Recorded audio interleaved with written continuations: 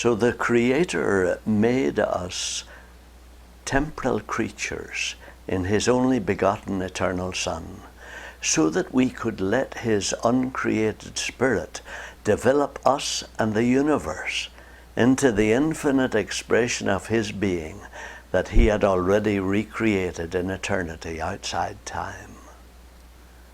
At present, we see the temporary broken planet that our independent spirits produce when we choose the nothingness that exists outside him. But his love is so real that he lets us destroy his only Son's temporal life so that his own tears will express his respect for our freedom to reject his steadfast love that never ceases and his mercies that do not come to an end. This is why he wills our ability with, as it were, his left hand to do even things that oppose what he is faithfully doing with his right hand.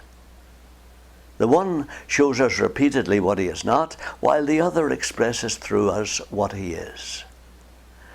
Life without the Creator is so impossible that his Son always portrays it as unbearably and repulsively destructive of the expansive, infinitely fulfilling experience of his huge universe, which we'll develop by his power and life. However long it takes to bring us into his glorious life, his words through Peter in the Bible are very clear. Do not ignore this one fact, that with the Lord, one day is as 1,000 years, and 1,000 years as one day.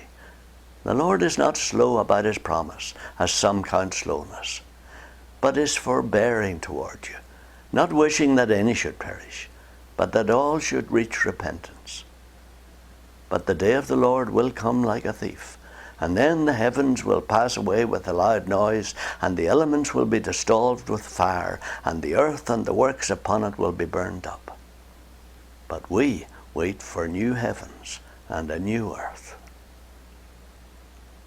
Our Creator wants children like his own Son, Jesus Christ. So he made you and me as part of his Son, with each of us expressing part of him that the rest of us could not.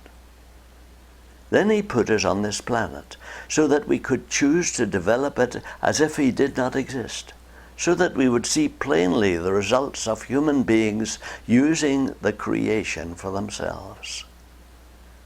Thus we are able to see how we are not like him, and are thus drawn to live in his image. This is the purpose of our lives. In the future eons and the infinite universe in which we'll exist, that we may live in harmony with him and his Son forever.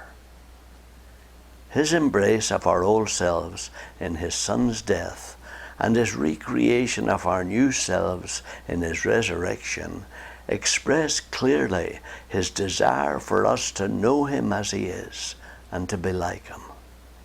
In infinite humility, he made us in his Son in their image, and then bore in us the nothingness that we chose in his place, so that we could eventually fulfill our destiny.